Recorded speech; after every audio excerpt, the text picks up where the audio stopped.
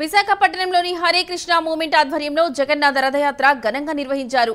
MVP colony నుంచి Isukathota హెచ్ఈ colony మీదుగా మళ్లీ ఎంవీపీ కాలనీ వరకు ఈ శోభాయాత్ర వైభవంగా చేశారు. ఈ శోభాయాత్రలో భక్తులు అత్యధికంగా పాల్గొని జయప్రదం చేశారు. రథయాత్రలో మహిళల కోలాటాలు ప్రత్యేక ఆకర్షణగా నిలిచాయి. ఈ సందర్భంగా హరే కృష్ణ మూవ్మెంట్ సభ్యులతో మా ప్రతినిధి Satish Naidu face to face.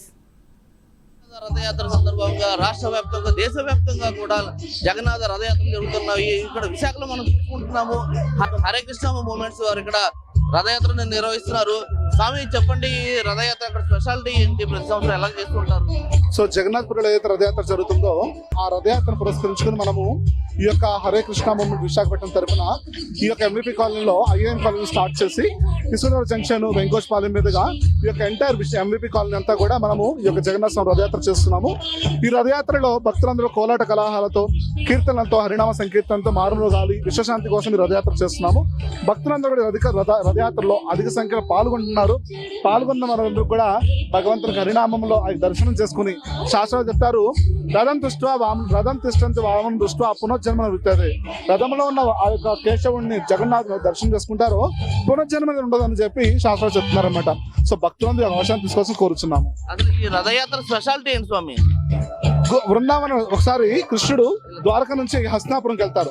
హస్తినాపురంకి వెళ్ళినప్పుడు అక్కడున్న ఆ హస్తినాపురానికి బృందావనంలో ఉన్న వాసులందరూ కూడా ఆ యొక్క హస్తినాపురానికి చేరుకుని కృష్ణుడిని బృందావనం తీసుకెళ్ళడానికి ఆ రథాల్లో కూర్చోబెట్టి లాక్కెళ్తూ ఉంటారు. సో ఇవాళ అదే విధంగా కృష్ణుడు మన రథయాత్రలో రథంలో కూర్చోబెట్టుకుని రథం ద్వారా మనము భగవంతుడిని ఈ యొక్క భోజవాడలో ఒక బృందావనంగా భావించి భగవంతుని రథం కూర్చొని తీసుకెళ్తున్నాం అనమాట. మనం యాక్చువల్ గా ఇది ప్రతి సంవత్సరం పూరిలో చాలా అత్యంత వైభవంగా జరుగుతుంది. అది ఇక్కడ మీరు జరుపుతూ ఉంటారు. అసలు ఇక్కడ విశేషత ఎలాగ ఉంటుంది? శిల ప్రభుపాదుల వారు, మా ఆచార్యులు శిల ప్రభుపాదుల వారు జగన్నాథుడిని జగత్తు మొత్తం పరిచయం చేశారు.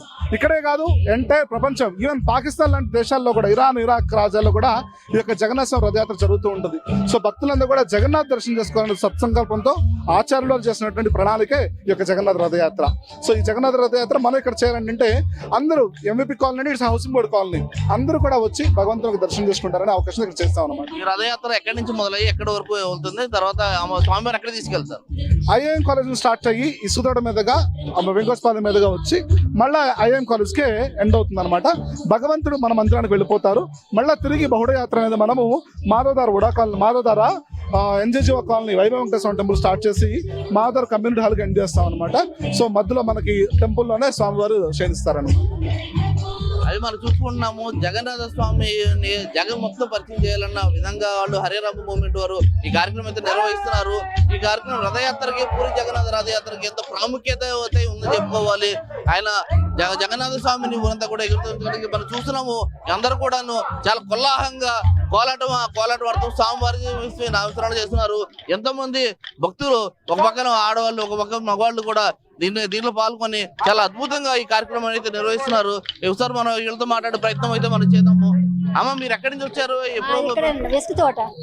ఎప్పుడు రథయాత్రలో పాల్గొంటున్నారా? రథయాత్ర ప్రత్యేకత ఏంటమ్మా?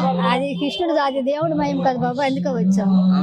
ఎక్కడి నుంచి వచ్చారమ్మా మీరు? రథయాత్రలో ప్రతి సంవత్సరం పాల్గొంటారా? అసలు ఈ పెద్దవాళ్ళండి వచ్చాము.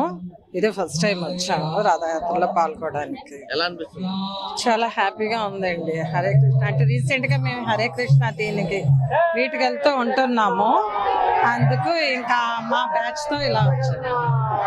అది చూస్తున్నాము. ఇక్కడ హరే కృష్ణని నమ్ముకున్నవాడు, కృష్ణుని నమ్ముకున్నవాడికి ఎటువంటి కష్టాలు ఉండవు అన్న ఉద్దేశంతో ఇక్కడ రథయాత్ర అయితే ప్రారంభిస్తారు. ఈ రథయాత్రకి అయితే అత్యంత వైభవంగా నిర్వహిస్తున్నారు. ఇక్కడ మనం చూస్తున్నాము చాలా మంది పిల్లలు కూడాను, యువత కూడా దీంట్లో పాల్గొంటున్నారు.